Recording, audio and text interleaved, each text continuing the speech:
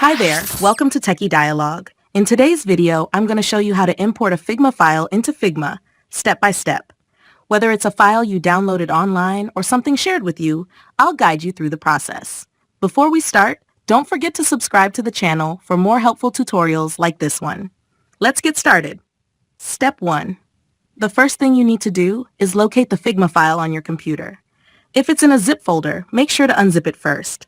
Once unzipped, you should see a Figma file with the .fig extension. Step 2. Now open Figma on your browser or desktop app. Instead of opening an existing project or creating a new one, stay on the Drafts page. This is important because importing directly into a project won't work properly. Step 3. Next, go to your File Explorer or Downloads folder where the Figma file is located. Simply click and drag the file from your computer and drop it onto the Drafts page in Figma. Step 4. Once you drop the file, Figma will display a message saying, Importing Files. Wait for the process to complete.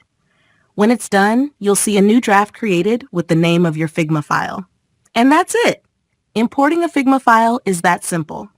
Thank you so much for watching, and I'll see you in the next video.